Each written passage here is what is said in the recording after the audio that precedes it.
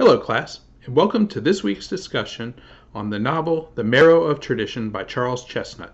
Charles Chesnutt published the novel in 1901, only a few years after the infamous Wilmington insurrection. While the fictional town of Wellington, which is the town in the story, is just barely disguised version of Wilmington, North Carolina, the connections are clear and would have been clear to anyone reading the novel at that time. One of Chesnutt's goals in writing this novel was to offer a counter-narrative to the news of the time, which portrayed what took place in Wilmington as simply a race riot. While Charles Chesnutt likely wouldn't disagree with that, at least the race riot part, he also knew two things. One, most Americans learned of this event from the white media, thus giving an anti-black spin to the only successful coup in U.S. history. Two, what happened in Wilmington was unique, and this story, specifically the African American side of the story, needed to be told. As with many historical works, there are many sides, thus many people. When we look at the story, we'll note that there's a lot of characters, so it's not a bad idea for you to take notes somewhere in your book. A few of the main characters that you should pay attention to are William Miller, a doctor originally from Wellington, who comes back and sets up a practice despite the racism and Jim Crow segregation laws that he was experiencing in his hometown, which would have been a very different version of his hometown than the one he left a few years earlier during the Reconstruction days, where African Americans were finally given basic rights back then. Now he's returning to a newer South, and for him, a much more hostile South. The South Dr. Miller is returning to is one where these basic rights are being removed actively, which takes place in the story. One of the other people in the story that is active in removing these rights, or I should say one of the people that's active in removing these rights, is a man named Major Carteret, who owns the town's main newspaper. As you see in the story, he's a white supremacist, quite literally believing white people are superior to anyone else, to the extent that he stokes the fires of racial hatred, which leads to the murder of innocent people. This comes back to bite him towards the end of the novel, as you'll find out. When reading this, some parts may seem over the top with the language, but there is historical documentation for what takes place. If you have the opportunity, and I should add the stomach, to look at some of the old newspapers of the time, I'd encourage you to read through nearly any local newspaper of that era. The racialized language in white newspapers was often as hyperbolic as portrayed in the novel. The period this novel discusses is known by historians as Redemption, the Redemption period. You're probably familiar with Reconstruction, as we've talked about that in this class, and surely through American history, your knowledge of American history, you know of the term. But Redemption is one that's lesser known. In fact, I consider myself a student of history prior to going to college, and even in college too. I have a BA, a bachelor's degree in American history, but I'd never heard the term until I was working on my master's in American history, and never heard the term redemption, and specifically white redemption. And what it is, white redemption follows Reconstruction and is the period where white Southerners, in particular, redeem, and I put this in quotes, redeem the South from African American governments, and specifically and more often integrated governments. So essentially basic human rights.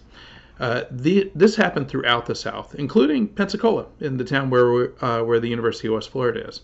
In Pensacola, we had a city and a county government right after the Civil War, in which African Americans served in nearly every capacity, from aldermen, which have been the equivalent of city council, county commissioners, those kind of jobs, to the postmaster, even to the mayor. The Pensacola had an African American mayor in the 1870s and has not had one since. Pensacola even had 4 state representatives who were African American. This did not happen again for nearly a century. This ended in 1884, this integrated government, and Pensacola ended in 1884 with the election of a former Confederate who hoped to rid the Florida of the carpetbag governments, which was code word for black and Republican. And when I'm saying Republican too, I want you to think of Lincoln Republicans, Republican governments. When the governor, his name was Edward Perry, was elected, he set his sights on Pensacola, and because in part he was from here. He set his sights on Pensacola and through a legislative move that one historian named Paul Ortiz had described as nothing short of a coup. And it's a little different than the coup that took place in Wilmington, but nonetheless, nothing short of a coup. The integrated governments were soon gone and would not return for nearly a century. While the coup in Pensacola was bloodless, the tone set throughout the city was one of racial prejudice and white supremacy. The Confederate Monument, which is in downtown Pensacola, was erected shortly afterwards, within just a few years of this. Despite a near majority of the population in Pensacola being of African American descent, many of whom served honorably in the U.S. Army during the Civil War, including a number of heroes from the American Civil War who served in the Union Army, who were of African American descent. Within the next decades, Pensacola witnessed at least 5 public lynchings of African American men and a great change in the demographics, which is an indicator of the tone that was set within the city over those years. In 1900, the population of Pensacola was close to 50-50, black and white. By 1920, the population was 75% white, 25% black, more or less. So what we're reading in Charles Chesnutt's novel is fiction, but it's also based on fact. The Wilmington Coup, insurrection, race riot, whichever term you want to use, only happened 3 years prior. So it's not necessarily what we call historical fiction, but more of a reflection of recent events. So in looking at this, I want you to think of maybe 3 years in the past, and a novel being written about this period, 3 years in the past, and how we wouldn't look at this as historical despite it being history, in the same way that yesterday was history. Charles Chesnutt hoped this novel, Marrow of Tradition, would stand next to Uncle Tom's Cabin as far as the story and as far as just the breadth of the historic work that he felt that he was creating at that time. But the sales never even came close to Uncle Tom's Cabin. As I mentioned previously, and as you probably know, Uncle Tom's Cabin was by far the best-selling best-selling novel of the 19th century, and his came out in the early part of the 20th century and only sold maybe somewhere under 4,000 copies in the first year. So it's definitely not even close to Uncle Tom's Cabin in that way.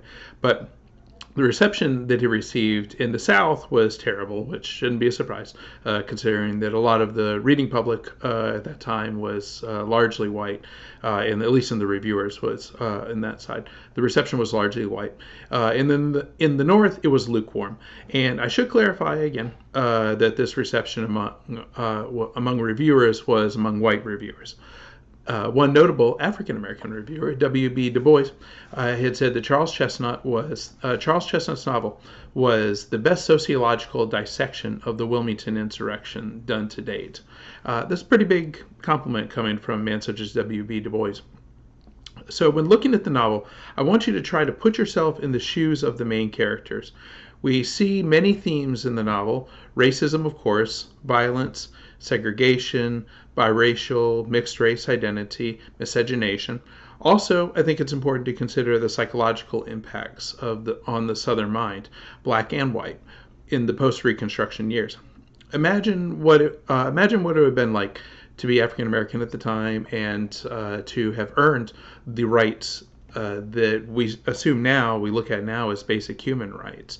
Everything from the right to vote to essentially just the right to be able to live your life without fear of being murdered and being paid for your work, et cetera, et cetera. So imagine having all of these rights fought for, earned through the Civil War, and then have so many of them lost and being stripped away slowly, and sometimes very rapidly and often very violent. So put yourself in that frame of mind and think about what it would be like to be around at that time, to have experienced the gains and then also experienced the loss. So also I think it's worth your time to imagine what it would have been like to be white at that time as well, a white Southerner during this period, as their whole way of life, as much of it was unjust, because much of this way of life was built off of slavery. Not all of it, but most of it was built off of slavery. But imagine this entire way of life being overturned. So what we see in this novel is what we call backlash. we see this as a backlash, which is so sadly a common thread in American history. We see this time and time again throughout American history. When rights are gained, rights are taken away. Rights are gained, rights are taken away.